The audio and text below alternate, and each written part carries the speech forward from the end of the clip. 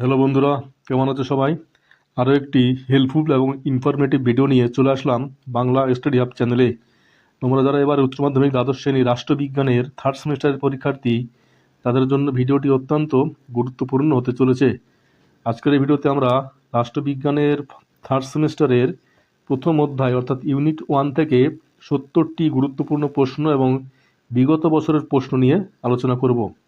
আর এখানে বলে রাখি, তোমরা এই সমস্ত প্রশ্ন উত্তরগুলো বা স্টাডি ম্যাটেরিয়াল ভিডিওর ডেসক্রিপশনে দেওয়া লিঙ্ক থেকে ফ্রিতে পেয়ে যাবে। দেখো, প্রথম প্রশ্ন, ল শব্দটি কোন শব্দ থেকে এসেছে? এর উত্তর হলো টিউটনিক শব্দ ল্যাগ থেকে। আইন হলো সার্বভৌম কর্তৃপক্ষের আদেশ, উক্তিটি কার? এর উত্তর হলো, এটা বিগত বছরের প্রশ্ন, জন অস্টিন। আইনের প্রাচীনতম উৎস কোনটি? এর উত্তর হলো প্রথা ও রীতিনীতি। জুরিসপ্রুডেন্স বা অধ্যাত্মবিদ্যার পরিপ্রেক্ষিতে আইনকে প্রধানত কয়টি ভাগে ভাগ করা হয়? সঠিক উত্তর হলো দুটি, জাতীয় আইন ও আন্তর্জাতিক আইন। লাকস্টনের মতে আইনের উৎস কয়টি? সঠিক উত্তর হলো দুইটি। কোনটি আইনের একটি অপ্রধান বা আধুনিক উৎস হিসেবে গণ্য হয়?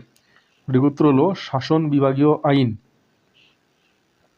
একটি দেশের সংবিধানের লিপিবদ্ধ আইনকে কি বলা হয়? সঠিক উত্তর হলো সাংবিধানিক আইন।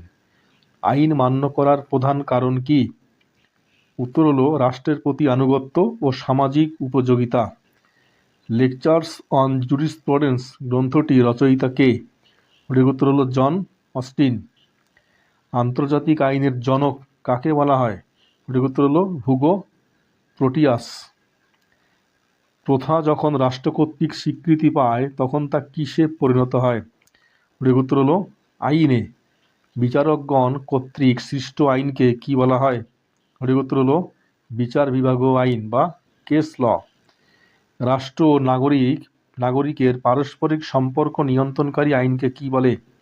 সঠিক উত্তর হলো সরকারি আইন। রোমানরা আইনকে মূলত কোন তত্ত্বের ওপর ভিত্তি করে গড়ে তুলেছিল? সঠিক উত্তর হলো প্রাকৃতিক আইন তত্ত্ব। আইন হলো সমাজের স্থায়ী অভ্যাস ও চিন্তাধারার সেই অংশ যা রাষ্ট্র কর্তৃক স্বীকৃত, উক্তিটি কার? সঠিক উত্তর হলো উড্রো উইলসন। দেখো, পরের যে উপবিভাগ আছে স্বাধীনতা। লিবার্টি শব্দটির উৎপত্তি হয়েছে ল্যাটিন কোন শব্দ থেকে? এটা দেখো বিগত বছরের প্রশ্ন। উত্তর হলো লিবার্টাস।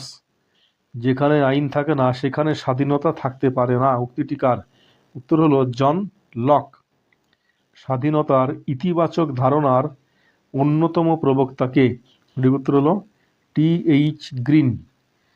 অন লিবার্টি গ্রন্থটি কার লেখা? এটা বিগত বছরের প্রশ্ন। সঠিক উত্তর হলো জন স্টুয়ার্ট মিল।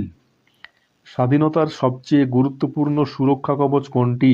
সঠিক উত্তর হলো স্বাধীন ও নিরপেক্ষ বিচার বিভাগ।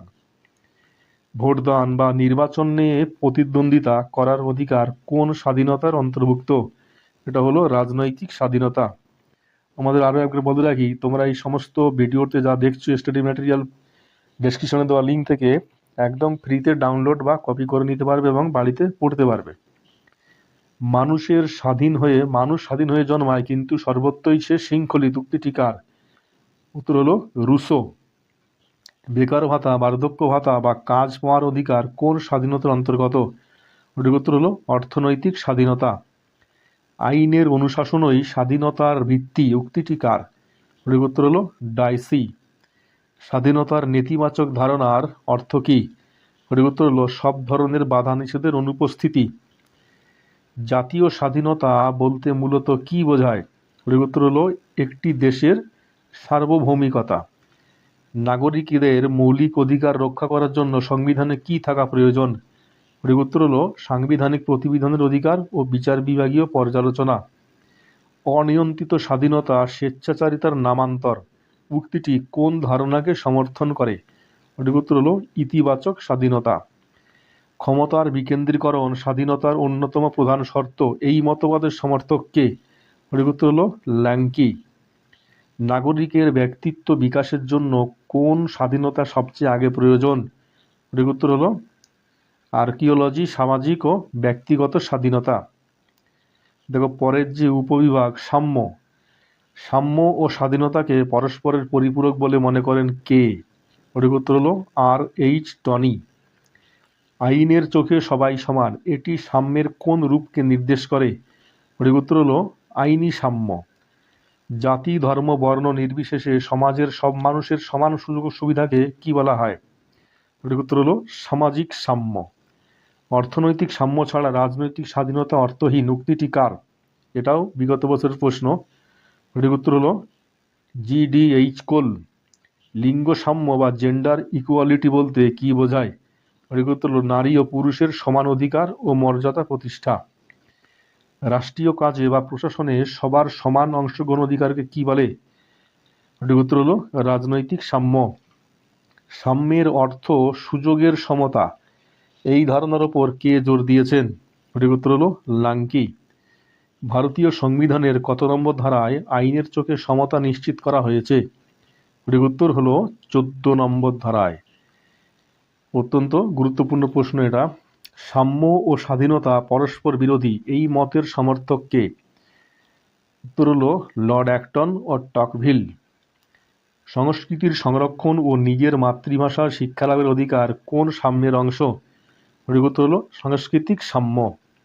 প্রকৃতির সব মানুষকে সমান করে সৃষ্টি করেছে, প্রকৃতি সব মানুষকে সমান করে সৃষ্টি করেছে, এটি কোন সাম্যের মূল কথা?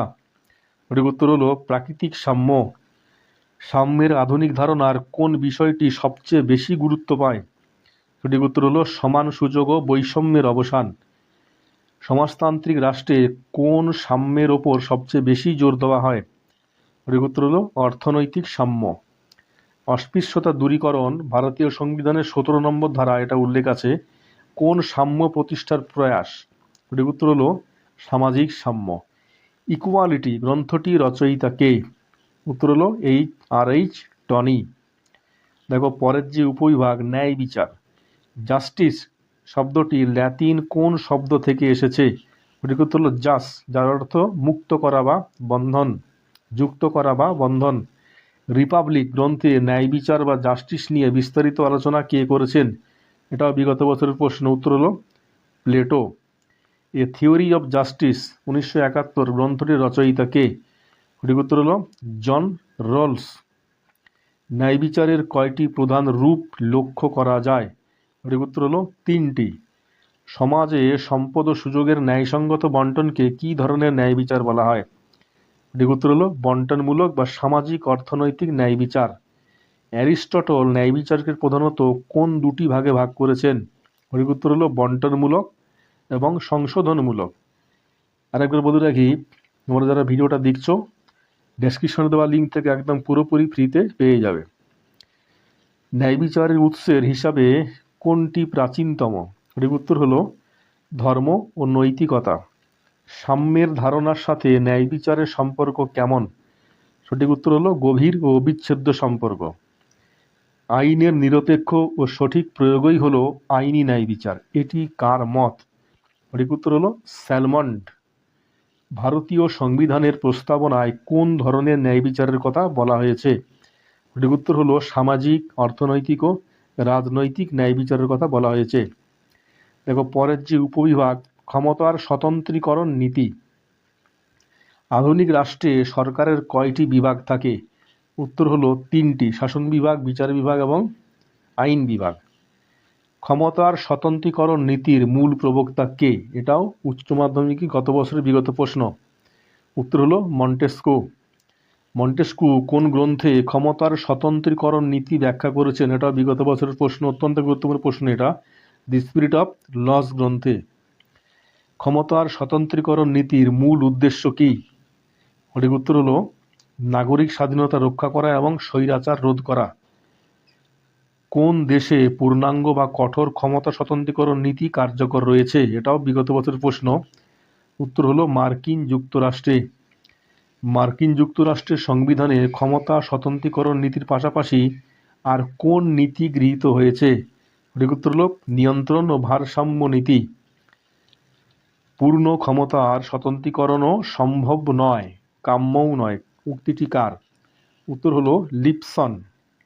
ক্ষমতা স্বতন্ত্রীকরণ নীতির পক্ষে একটি প্রধান যুক্তি কি?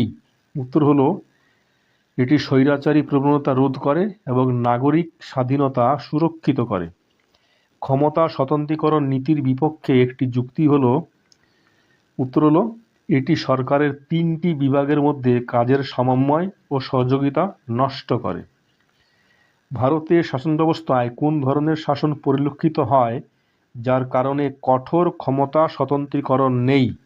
উত্তর হলো সংসদীয় বা মন্ত্রী পরিষদ চালিত শাসন ব্যবস্থা। ব্রিটিশ সংবিধানে ক্ষমতা স্বতন্ত্রীকরণ নীতি দেখা যায় না কেন? সঠিক উত্তর হলো সেখানে আইনসভা ও শাসন বিভাগের মধ্যে ঘনিষ্ঠ সংযোগ রয়েছে।